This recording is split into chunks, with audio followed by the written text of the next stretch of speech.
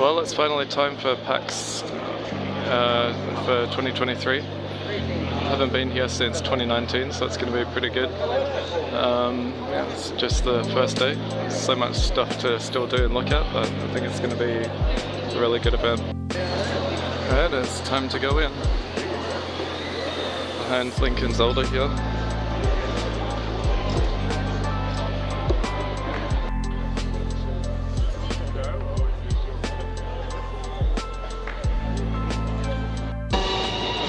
Actually inside now. That's good.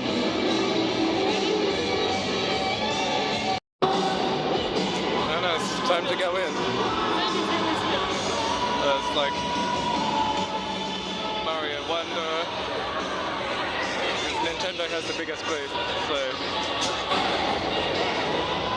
it's gonna be pretty good. So many.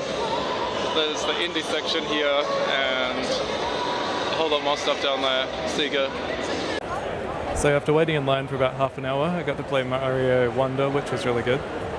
It's plays very differently actually to like New Super Mario Bros. And firstly, the new art style is extremely good. Much improved over the older version, like the New Super Mario Bros. And so one of the main differences I noticed is when you're playing in multiplayer, because I was playing with 3 other people, when you get power-ups and stuff, everything doesn't freeze anymore. So you're just like continuously playing, like when you kill an enemy or get a power-up, everyone just keeps moving. It doesn't have that little freeze for a second anymore, which is good. And then there's the biggest new addition, obviously, is the elephant transformations, and so I was playing as Daisy, of course, and so with the elephant you're much bigger and you can use a trunk to break certain objects, and then also you can pick up water with your trunk, but I wasn't sure what that was actually supposed to do yet, but it seemed interesting. And then another thing I tried is the drill power-up. So in one of the other levels there's lots of bricks you have to break with the drill and all that sort of stuff. It's really fun, so definitely a good first impression of Mario Wonder. It's out in the next few weeks. I don't remember the exact release date, but it's out soon. Yeah, definitely looking forward to playing that one. So yeah, a lot of fun.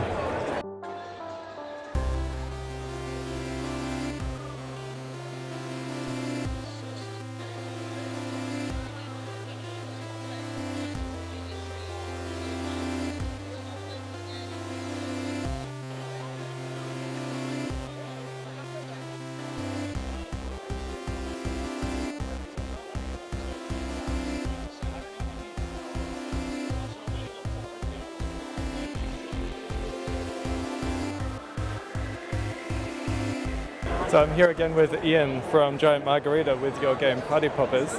Last time I was here in PAX 2019, you had the game here in very early stages of development. How have things gone since then? It's been a little up and down. The world has been a strange place since 2019. So there was a big gap there where the project sat untouched for maybe a year and a half. And so it's a testament to our team that we managed to get back into it and actually finish it off. We released it on Steam this morning, and it'll be on coming out on PlayStation hopefully before Christmas. That's this morning, wow. Yeah, we hit the big green button that said launch on Steam this morning. It's been on early access. So we were playing it just a little earlier. It seems to be the most chaotic of your party games. So what can you explain briefly about Party Poppers for now? So Party Poppers is again the same kind of idea that we've done for our previous games, where we try and create a really small, simple game loop that's easy to understand, but we try and make that as fun as possible and as fast-paced as possible. I definitely think I agree with you that we've increased the chaos as time's gone by. There's a big thing that we do where we try and create a set of mechanics that mean that the players interact with each other as much as possible. So in golf, it was a little harder because the balls are in the air and you don't have control. In Party Crashes, we had cars and we had them hitting all the time, but the reactions between the cars weren't huge. In Party Poppers, we've really turned all the collision up to 11. When we originally made the game, we had the screen full of balloons, and jumping around to find them all was a little bit more of a solitary experience, and it was only after playtesting it at PAX we were like, no, one balloon is the way to go. It's a focal point for everybody, so we have like, it's 20 to 30 moments where everybody's coming together on the screen and fighting over the same spot within a 1 minute kind of match. And that's an amazing amount of interaction between players, which is why you get so much yelling out of everybody playing it, because all of those little battles feels like the most important battle that you're going to have. Yeah, and of course, like all the other party games, there's like lots of different modes. Yeah.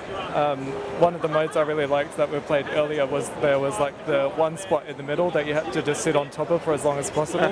Domination, we call that one. Yeah, and then there's like all the modifiers as well. So after that, we did the one where there was the big like spinning spike ball. So that was really fun. What other sort of modes are there? So in this game, we've tried to make 4 different broad groups of modes. So we have the ones where we're just trying to pop balloons, but there's a whole bunch of different ways you can do that. But then we've got objectives, which is where domination was, where that mode is you can all trying to get to the same spot at the same time and just hold it. We've got a version of that where we've got multiple spots and you're trying to actually turn them all on. So that's kind of jumping around, trying to control the whole space of the screen. We've got another mode where one person is it, and just like in the playground, you don't want to be it, so everybody runs away from the person who's it. We've got a version of that which is called reverse it, where one person, you want to be the person who's flashing, and so everybody chases them. So that one feels really chaotic because you're one person trying to get away from everybody else. We've got race modes, which are either vertical or horizontally scrolling modes. And again, we just add a bunch of our modifiers on top of that. Doing a race mode with a whole bunch of spinny balls of death is super hilarious, particularly doing that in slow motion where you can see the ball coming for you and you feel powerless to get out of the way.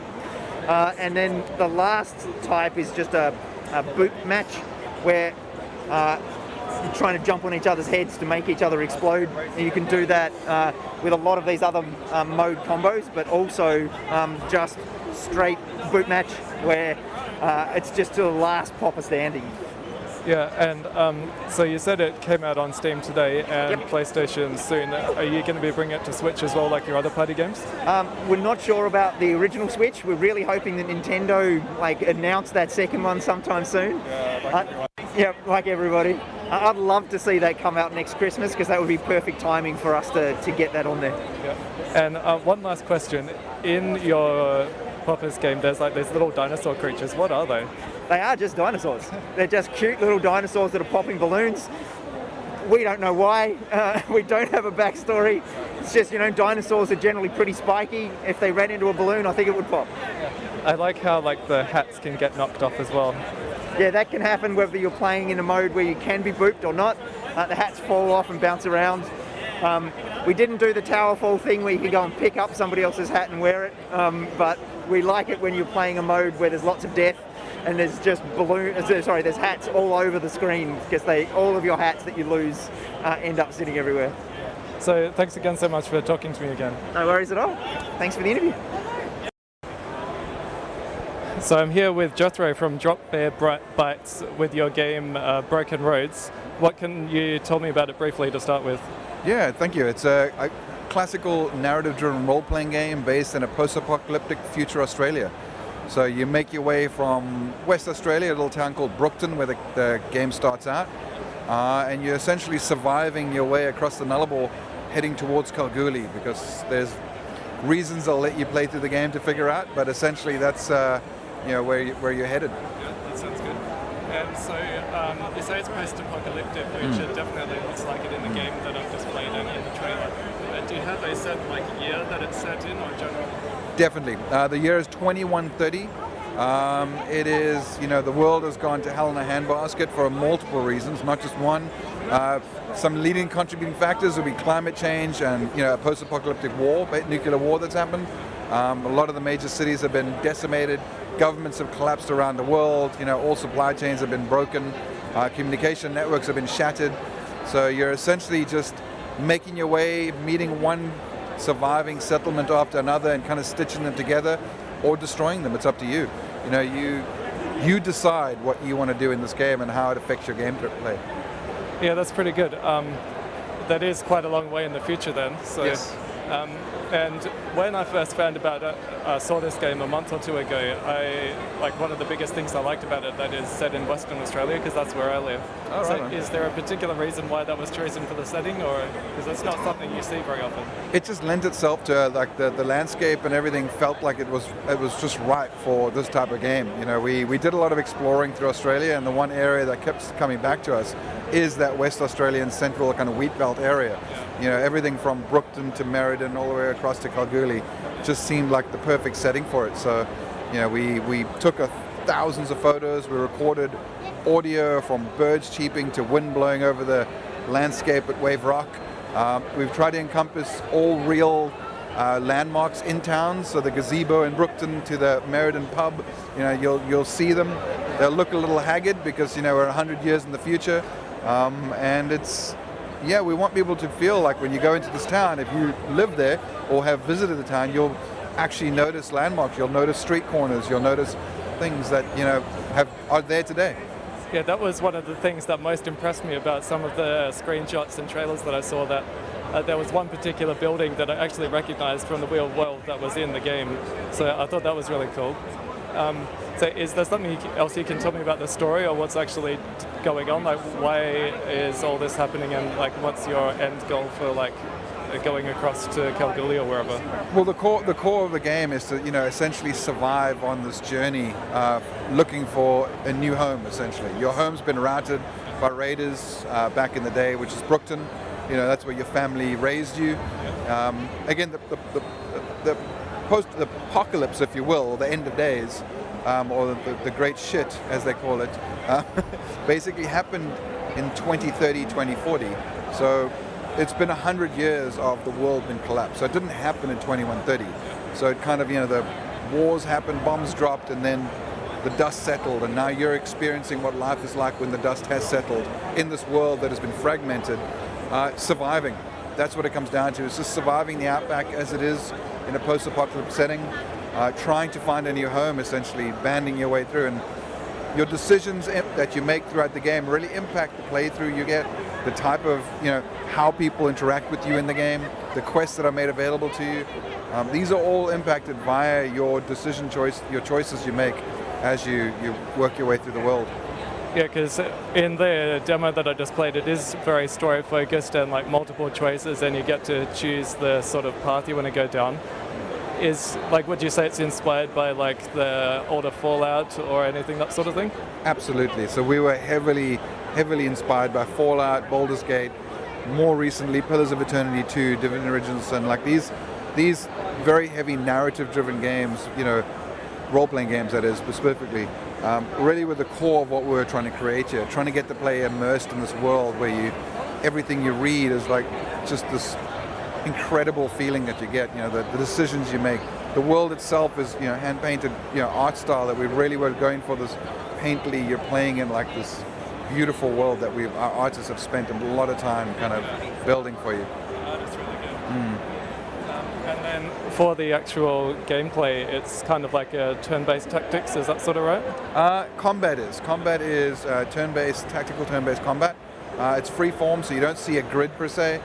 We have the basic elements of cover, line of sight, radial things showing you where the optimal range is to shoot or whatnot. So that your actual gameplay is, more real time. You can walk around the world. You can obviously pause the game when you'd like by hitting escape, but for the most part, the actual playing of the game is real time.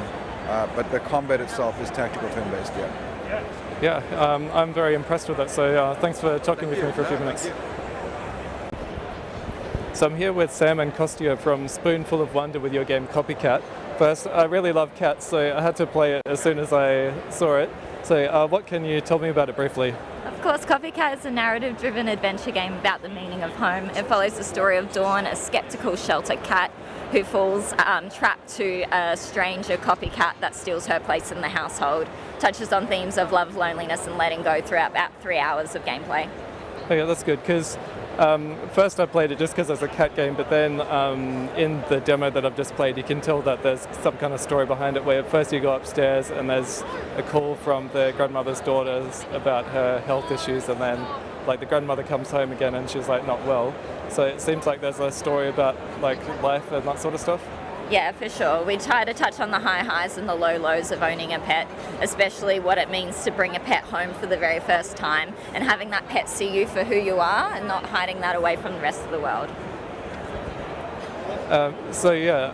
In the demo you start off, you're in like the garage or something, and you want to get some more food and you're going around the house collecting food. Like, what sort of other gameplay things are you going to be doing? So yeah, our game is a combination of exploring the location, finding the clues, and learning more lore about the story, about the human, and about yourself. It also has an element of mini games. You know, you just gonna be a cat. You gonna throw things off the table. You're gonna unroll toilet paper. You're gonna make mess. So we can't take it away from people. And it has the element of making choices. Sometimes they're ethical. Sometimes they're more gameplay related. But also deciding what you wanna do as a cat is also there.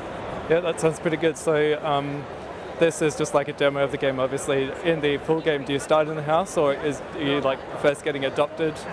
Yeah, you first get adopted, so you're at the shelter and that you're one of 6 cats, and then your owner comes in and you as the player can choose what colour, you can customise the cat colour, and then you bring that into the home, and then the first couple of levels are you in the cage trying to connect with your owner, but it's being really scary. You know, your owner's got big hands and they grab at you, and so you just have to, try to figure out where your place is in this new world. Yeah, that's good. And then so you must progress through it, and then like with the banner behind the game here, you've got like the cat sitting outside in the rain. So the story progresses, you're going to a few different places along the way. Yeah, you're trying to find your new place that you'll call home, and you notice that that stray copycat has taken your place in the house, and so you have to try to work out, are you a street cat, are you a wild cat, are you a pet cat, what are you? That's good. And not to go on for too long, do you, how's development going? Are you thinking you might be getting it done soon, or is it still going to be a while? It's been a wonderful process, and we've been working on it for 2.5 years now. And first year and a half we started working on it as a hobby, so we had our day jobs and we were working in Copycat on, in the evening after work or on weekends. And this year we were fortunate enough to be supported by Screen Australia, so we were able to go work on Copycat full time. And we're hoping to release it around March 2024 for PC and a few months later for consoles. Oh, that's really good. I'll definitely have to keep an eye out for it. It's exactly the sort of game that I want to be playing. So I'll definitely get this one if I pay attention to when it comes out. So thanks for having a chat with me. That's all good. Thank you very much. Thank you.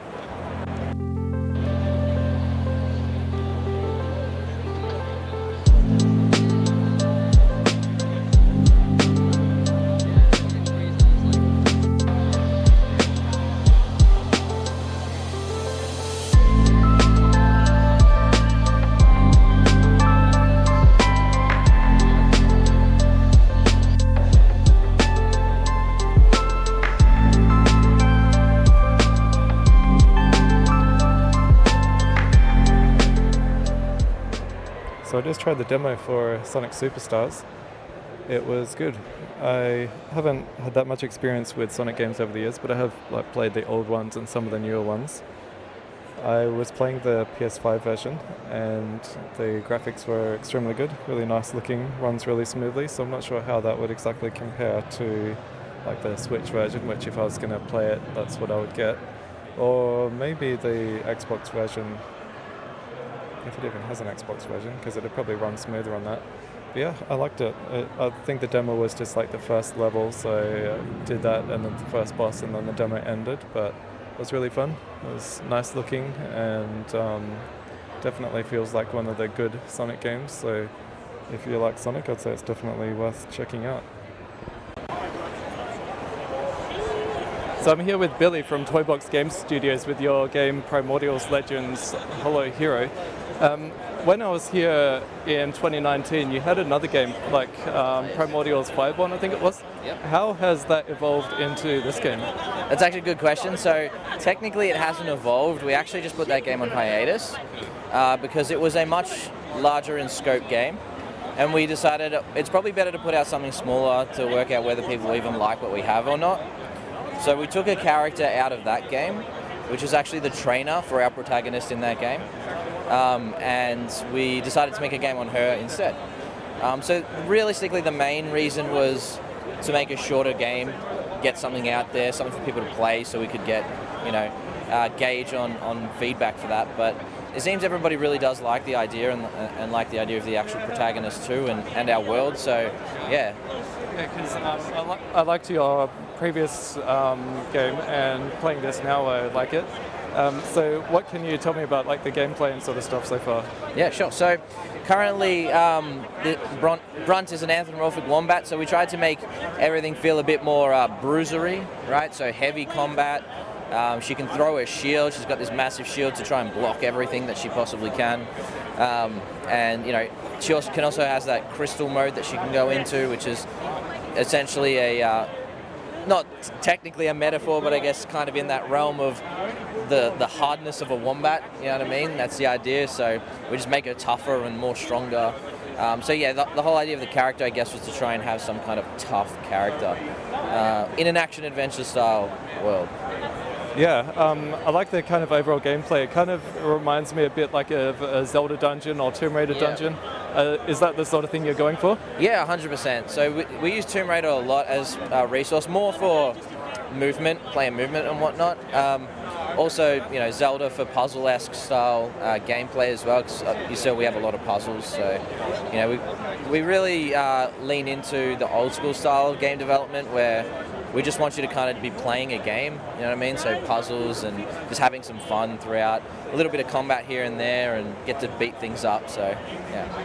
Yep. So in the demo that I've displayed, it starts off and you're kind of making your way through a cave system. Yep. What sort of structure does the actual game have? Are there like different places you're going to be visiting in different environments, or what's that like?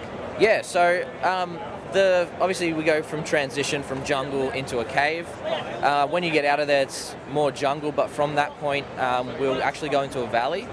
The idea is to kind of stay in the main level, so this is the tutorial, but in the main level we'll try and stay more into like a jungly style area with a very similar aesthetic to something like Tomb Raider, right? But the idea is to have ruins all over throughout. And those ruins are essentially your puzzle elements, like for example the fire trap and the buttons and so on and so forth. Yeah, so and towards the end of the demo there, you like transform into that big red power-up thing that you mentioned earlier. Are there other power-ups you're going to be getting along the way, or? So by default, we've actually unlocked Brunt completely from the start. The way that we wanted to provide the player with progression is essentially through level design. So rather than upgrading the player, we're going to upgrade the puzzles. So you'll have more difficult, more challenging puzzles, more interesting puzzles as you play throughout the game. So you'll have to use the mechanics that you learn at the start in different, unique ways to essentially, play differently throughout the game. So it's less about unlocking powers and more about using your powers in new ways. Yeah, so that does sound like a lot like Zelda and Tomb Raider. Exactly. Then. Yeah, that's really good. You've been working on it for quite a while. Do you have like an idea on when it is like kind of want to get it out, or? Look, officially it's when it's ready, but look, we don't really want to work on it much past next year. So we'll kind of get it into a state that we're really, really happy with, and then we'll just push out whatever is there at that point. But ultimately, we don't want to push out a bad product, so we're just going to keep working on until we think it's ready. Yeah. Do you have any plans on what systems it might end up on? Sorry? Any plans on what systems it might end up on? Like, yeah. So definitely PC 100%. Working on PlayStation and Xbox at the moment. Likely to be released at the same time, but we'll see how that goes. Switch is probably not something that we could work on purely because of the technology we're using. But Switch 2, maybe. Because like the graphics in the game do look really good, and like it's a nice art style and everything. It does look like something the Switch would struggle to run. Exactly. Look, the type of game it is would probably be really good on the Switch in terms of its gameplay, because those kinds of games work well. But again, yeah, because of the technology, it's kind of out of our range. Now that being said, we could probably optimize something that looks a lot worse to play on there, but if by the time we release they have announced the Switch 2 and we see the specs do look good, we may think about releasing on that. So. All right, well that all sounds pretty good, so thanks for having a chat with me. No worries, thank you. So I'm here with Lizelle from Vivink Studios with your game Ailuri. Last time I talked to you was in 2019, and then a lot has happened since then. You've had like the Kickstarter and everything, which I was a backer of as well. Thank you. So how's the game been going over the last few years? It's been going amazingly. We've got new artists on board. We got a new audio team, we have dedicated QA, and we're looking at a Switch port. So yeah. That's good. I haven't tried your demo yet, but it is looking, has progressed a lot since 2019. What can you just tell me about the game briefly to start with? It's a 2D hand-drawn platformer, and the game is about Ailuri, a red panda, and you rescue other endangered animals. Yeah, I remember last time you were talking about there's other endangered animals as well you rescue. Yeah. So every character in the game that you rescue is also endangered as well. And when you rescue them, you can go in the sanctuary and you can check their conservation status in the game. Right. And so, is there a story to go with the why are the animals endangered, or is it just like actual real endangered animals? They're both a story for that inside the game, and they're also really endangered in real life. The character's Ailuri. It's about, I guess, saving the environment from destruction. That's pretty good. And so, with like the gameplay of the 2D platformer, would you say like what kind of 2D platform it is? Like a more just like you're getting from the start to the finish and collecting things along the way, or is there certain objectives you have to do? Yeah, it's a mix of that. It's a level-based game, so it is a bit of a collectathon. There will be hidden collectibles, and if you get every collectible from that level, you can unlock new levels. Yeah, and I think one of the biggest things with the game is how nice the art is. So, thank you. You're, I think, the lead artist or something. Yeah, lead artist. After our Kickstarter, we got a new artist on board who does some 2D animation for some of the characters. Her name's Lily. Very good artist. With the art style, that's like, what sort of style is that? Like watercolor or? It's all hand painted in Photoshop, but it's inspired by the likes of like Bambi. Right. Yeah. Okay, that's good. I think that's probably about all I have for you. So thanks for talking to me. So I'm here with Yanni with your game Garganta. What can you tell me about it briefly? I've just played your demo.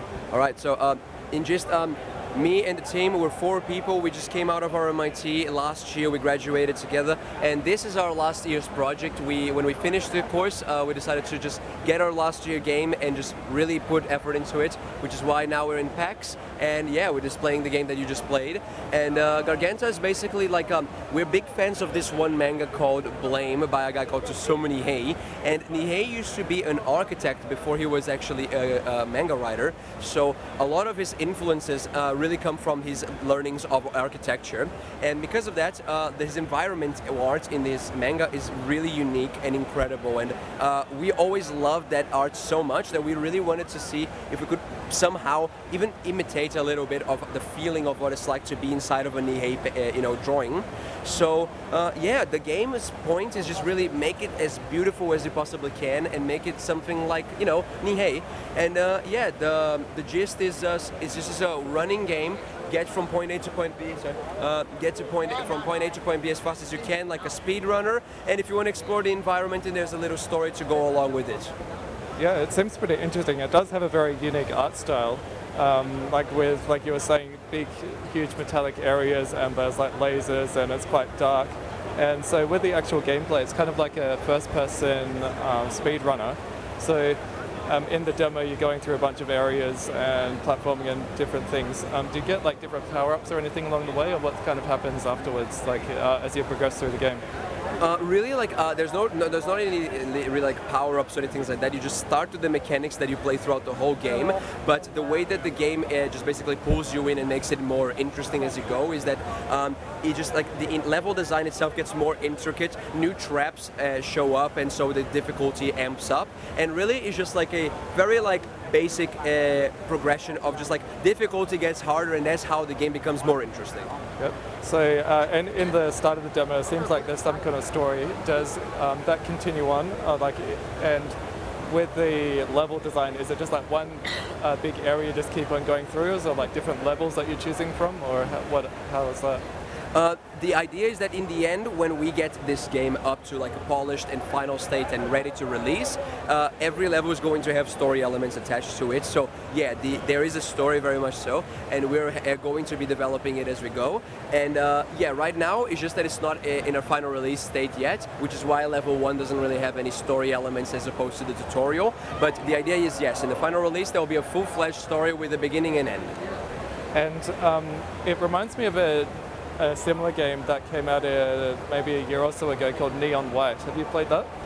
Yeah, Neon White was one of the games that we got compared to a lot, and honestly very flattering thing for everybody to say, because another one of the indie heroes, and we feel very much like privileged that this is like something that everybody like looks at and finds, you know, a comparison in. A lot of also people have said Ghost Runner was another example. Some people said Portal, which is also another thing we use as inspiration. But yeah, Neon White definitely up there in one of the things that we were thinking about when we made this game. Yeah, that's good. And so with the development, you've got a date on the 1st of December. What's that? In theory, it's supposed to be the day that we're actually going to be releasing the full final game.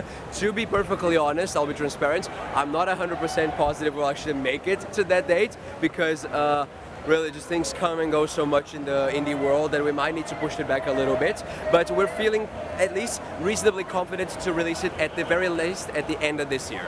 Yeah, that sounds pretty good. And what sort of platforms are you looking at the moment?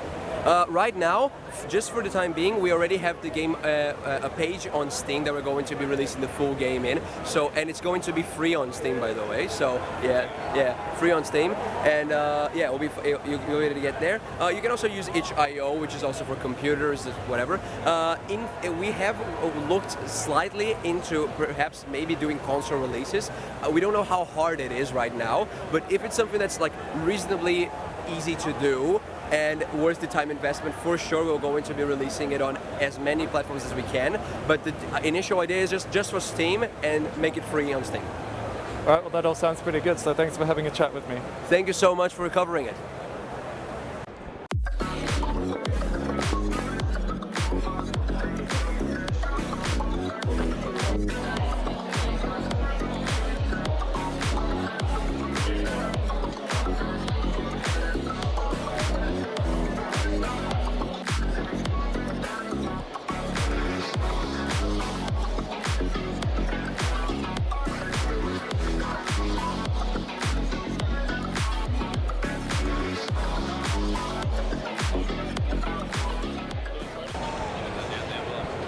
So I'm here with Drew from the House of Mario podcast. This is day 3 of PAX. How's PAX been for you? It's been really good. A little bit tiring, but we're getting there.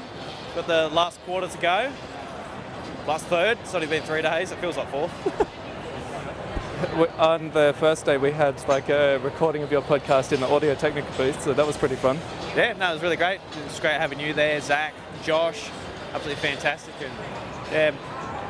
Didn't have all the PAX experiences just yet, but we talked a lot about Mario, and I guess that's fitting, with Mario in the title of the podcast. So besides Mario Wonder, have you had anything else interesting that you've seen? Yeah, been going through the indie games room, and today we had a bit more of an opportunity to play some games, and one that I really enjoyed was a VR game. Josh, what was the name of the VR game? On Point. On Point.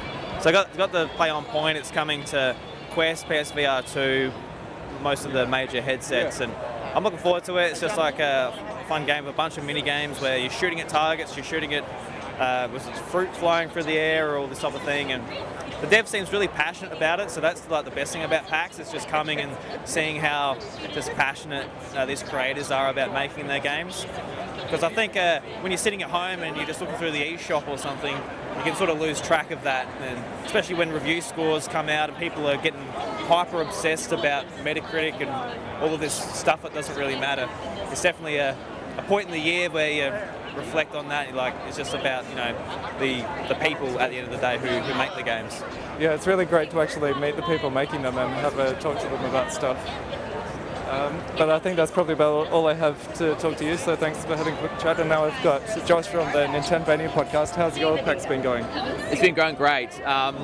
Love the format and everything this year compared to last year. Last year was my first time. It felt like a little bit like a watered down PAX, I think, and even though it was my first time. So that's all right.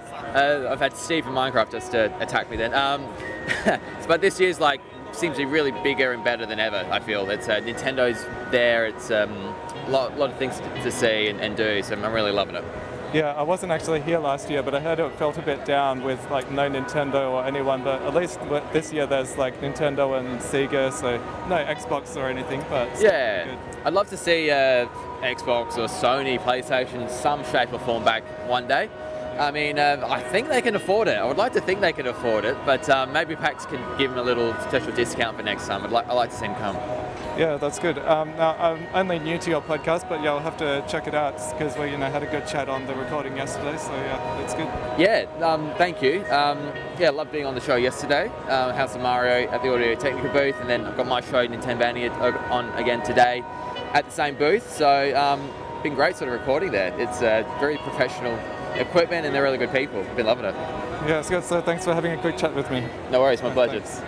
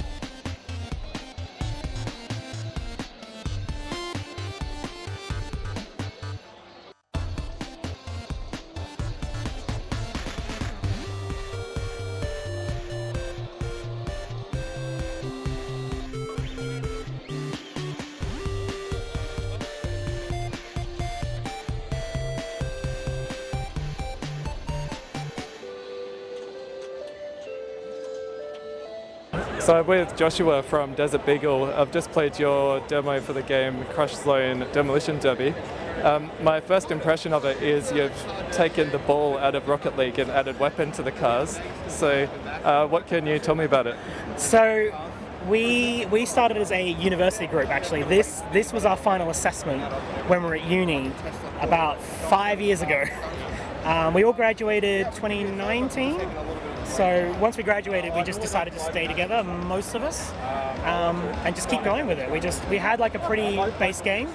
JMC, which was a university, they were kind enough to like bring us to PAX in 2018. They like paid for everything and they put us out in the corridor, but it was still pretty good. And we had a lot of interest. We had a lot of kids and parents with their kids who were like, yes, this is good, like, can we do this? And so after we handed it in and graduated, got our certificate, we were like, do we want to keep going with this? Do we want to just keep going? And so I went, yeah, three of us were like, yeah, sure, why not? It seems to be working, we'll do what we can, and yeah, just the next 5 years on and off, in between jobs, COVID, lockdown, and just getting funding finally brought us here. where we paid for our own PAX booth this time in 2023 and got ourselves invited to South by Southwest in Sydney as well, somehow. So it seems like things are going pretty well then, even though it has been a very long development. Very long. I just played a few rounds of the game and I think it is really fun. Cool, So cool. do you have like a demo out or anything at the moment? Or So after PAX, this demo will be available for free. You can free to play, free to download. By the end of the year, we want an early access on Steam, ready to go. And then by next year, early next year, hopefully, we will have the full published with online multiplayer, local split screen, and a campaign mode. yeah, that's pretty good. So in the demo we just played, it's just kind of a deathmatch. Do you have any other sorts of modes planned? We have other modes planned, yes. We're going to have things like bomb tag, where like you basically pass a bomb between different players. We're going to have King of the Hill, where one player is like souped up, crazy powerful, and everybody else got to take him down. And that's probably it for the moment. Oh, capture the flag. We might have to capture the flag as well. So it's all sort of theoretical at the moment, but yeah, this is the only mode that we have right now that like is happening. Yeah, that's pretty good. I think that's about all I have to ask, so thanks for having a chat with me. All right, thanks very much. That's great. All right, thank you very much. So I'm here with Alan with your game Ricochet Rodeo. At first glance it looks like a pixel art Smash Bros with guns. What can you tell me about it? So Ricochet Rodeo, the main premise is that bullets bounce and one-hit kills. Everything is predominantly just chaos. You get a knife, you get your pistol, you get dynamite, and most importantly, hold Y to dance. Yeah, it's really fun and extremely fast and chaotic, but yeah, it's like lots of players as well. How many plays can you do at one time? So right now, for demonstration purposes, we're using just 6 controllers. We actually support 8, but 6 is the nice balance, the better balance of chaos. We also support AI play, so at the moment we have a number of AI helping to fill out the screen, but it's way more fun with actual people. Yeah, I just played a few rounds of it now. It is extremely fun. Do you have any other modes, or is it just like that one sort of thing where you play all together? So right now we have just one game mode. We're looking into creating new modes via modifiers, but right now we've been predominantly focused on getting the gameplay right, and especially recently, improving our UI. Yep. And how's development going? Do you have like a plan on when you might be getting it done? Yeah, so we plan to be out and available fully in the Steam Next Fest in February. Right now we're available for free to demo. The download is available for free. But we also hope to have online multiplayer ready mid next year, followed by all consoles. So we've got the developer kits ready. We're just finishing up, especially the online multiplayer. Yeah, that's good. I'll have to keep an eye out for it. So thanks for having a chat with me. Yep, thank you very much for interviewing me. So I'm here with Gerard from Break and Fixie Games with your game Spelly Cat. What can you tell me about it briefly?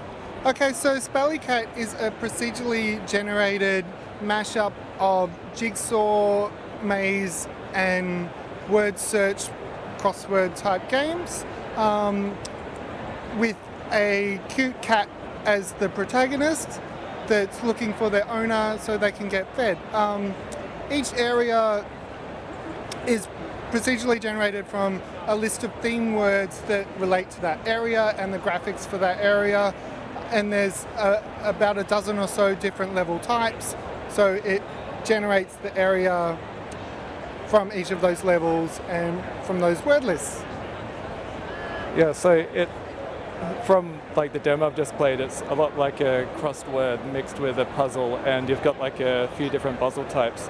I've never seen anything like it before. How did you come up with the idea? So the idea, I guess it started with wanting to do crosswords with friends during COVID, because I was so used to like sitting around table at lunch doing crosswords and couldn't do that, so I made a Twitch integration that I could do crosswords with people on stream and they could enter the answers in chat and we'll fill that in. And then I wanted cute graphics, so I made cute graphics so it didn't just look like a crossword, and then I started to explore what else I could do with that crossword file format, and then it kind of turned into all these different levels. Then I decided to switch it into like a game, and it just kind of grew from there, basically. Yeah, I'm not usually into like word crosses or that sort of thing, but I liked the demo that I played. just the way you kind of, one of the game types is like working a maze. You have to get from the start to the exit. It feels like one of those old games on the Game Boy where you've got like the pipes you have to work through. Yeah. Yeah. And there was a few other ones where it's just like a word search where you've got like one big long word you have to get to the end, and you can like either find that one or just work it out through smaller words in the thing. Yeah, for sure. It seems like something that'd be pretty popular with people that like Picross and that sort of thing. Do you have experience with any of those other sorts of puzzle games? Yeah, Picross. I played a bit of that. I do like word games. So yes, anything like that. Currently, it's written for PC, possibly Mac, and the demo is on Steam at the moment. But I'm looking at finding options to then port to like mobile or something like that. That would be more casual and for easy play on public transport or whatever. Yeah, because it does seem something that would be very touchscreen friendly. Like one of the demos you've got here is set up on a Surface tablet. So you're just making it all by yourself then? Yes. So spent the last 12 months working on this game. Now that I'm releasing it, so it's just been like my side project, and now to have to do the marketing and community management, and everything else. I'm excited, but yes, it's quite a big task for one person, I'm finding. But yes, I'm loving it. It's great. Yeah, that's good. So you're releasing it soon, or you're still working on it? It is due out at the start of next year. So maybe looking for it at the February Next Fest on Steam. Wishlist it and do all that stuff, and yeah, that'd be really exciting. Yeah, all right, that sounds pretty good. So thanks for having a chat with me. No worries, thank you. So I was just having a look at the Asus ROG Ally, which is a device that came out earlier this year. It's a pretty impressive portable gaming system because it's like much more powerful than the Switch. And I was just playing Gears of War 5 on the demo they had set up, and the graphics in that are like extremely good. And it was running at a solid 30 frames because they had like the little frame counter set up. Yeah, it's really good. The actual device is very big and chunky, much bigger than a Switch. It's definitely more of a competitor to the Steam Deck because it runs like PC games and it runs Windows, where I think the Steam Deck runs like Linux or something, but the Steam Deck isn't available here anyway, so I think the Ally has been pretty popular. Yeah, I'm really impressed with it. I would buy one if I had more of a use for like playing PC games, but because I just use the Switch and Xbox, it's I don't need one. But yeah, it is really good. So yeah, it's just interesting to actually get to give it a try. Okay, well that's about the end of PAX. It's been a really good 3 days. It's been so good trying out all the indie games, so thanks for all the developers that I had a chat to. It was all very good and interesting. And as for the rest of PAX, it was great to try out Mario and Sonic and the ROG Ally and all the other stuff I had a look at. It's just so good coming to PAX. I think like the thing that I enjoy most is like looking at all the indie games that are currently in development. There's just such a variety in them. It's just really interesting and fun to check out. Then there is like the bigger stuff as well, but it's just so much stuff at PAX. It takes 3 days to look at it all, but it's a great time, and plus to meet up with friends and stuff, and like being on the House of Mario and talking to Drew and Josh earlier. It's just all really good. So yeah, thanks for watching. It's been great, and thanks.